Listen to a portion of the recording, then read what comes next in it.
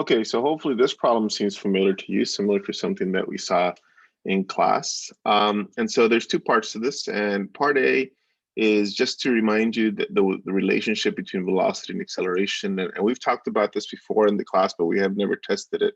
In essence, velocity. So if S is a position function, then velocity, v of t, is the derivative of the position function, the change in distance over the change in time, or S prime of t. Moreover, in case you forgot, acceleration is the derivative of the velocity. It's the change in velocity with respect to time. So it's v prime of t. And the units here are always, it's the distance over time squared. Okay, so those of you who are taking physics definitely need to know these definitions. So for part A,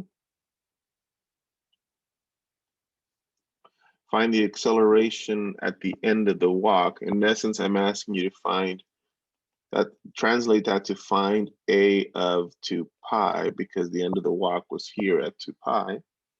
And so another way to think about that, find the derivative of the velocity at 2 pi. So two steps really. Step one, find v prime, find the v prime, the velocity of the function, so the derivative. So actually, let me write v of t is sine 2t minus cosine t plus 1. So here, when you take the derivative, you get cosine of 2t, but then the derivative of the inside is 2. And then the derivative of the cosine is negative sine, and then the derivative of 1 is 0. So I get that the velocity is 2 cosine 2t plus sine t.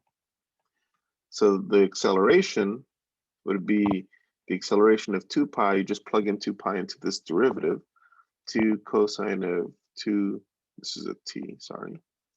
2 times 2 pi plus sine of 2 pi. And then this is 2 cosine of 4 pi. The sine of 2 pi is 0. Of course, if you left it there, you'd be fine. But it'd be good to know some trig. Cosine of 4 pi is 1. So the answer here is 2.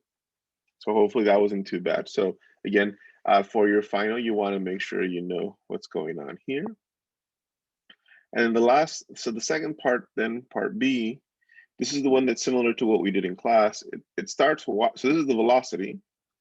And so what the way I think about it is it starts slow, it speeds up, oops, it speeds up, then it kind of slows down,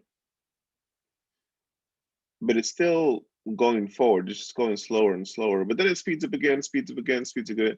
Then it starts slowing down, slowing down, slowing down, slowing down, slowing down. And here it actually stops. And the reason it stops is because now it's going the other way. Now it's going the opposite direction and it goes that way.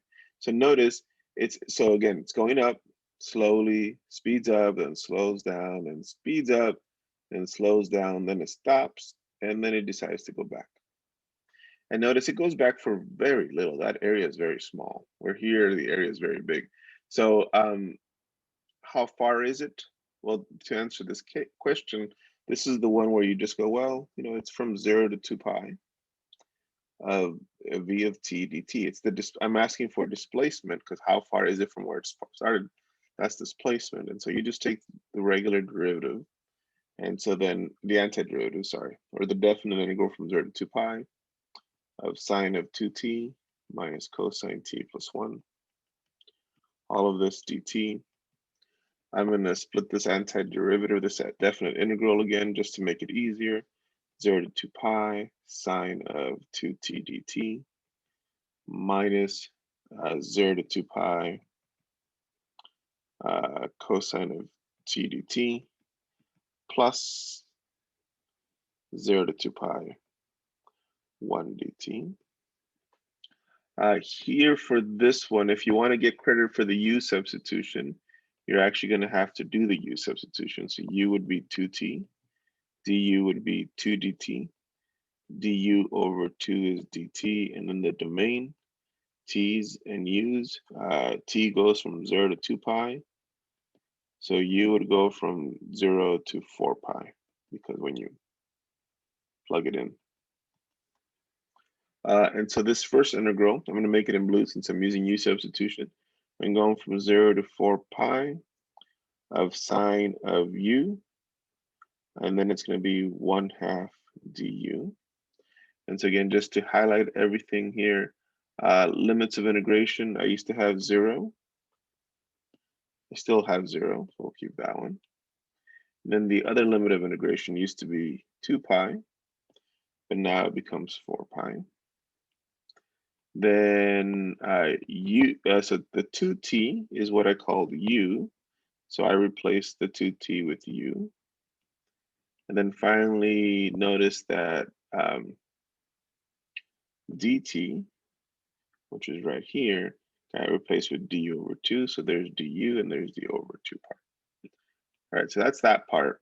And then the rest, you should know how to take the antiderivative. The antiderivative of the cosine is actually just the sine. The antiderivative of 1 is just t. And then here, the antiderivative of sine u is negative cosine u.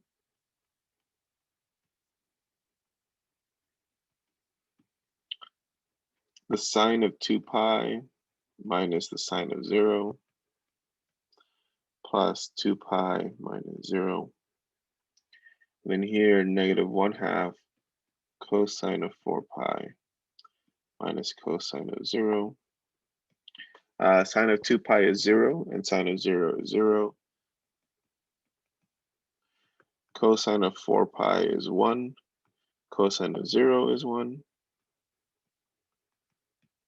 So I'm just left with 2 pi, because this is also 0. Okay, so hopefully that helps with this one. This was a little bit longer because I did both parts, but again, most of the antiderivatives are the kind that we want you to know by the end of the semester. All right, thanks. Moving on.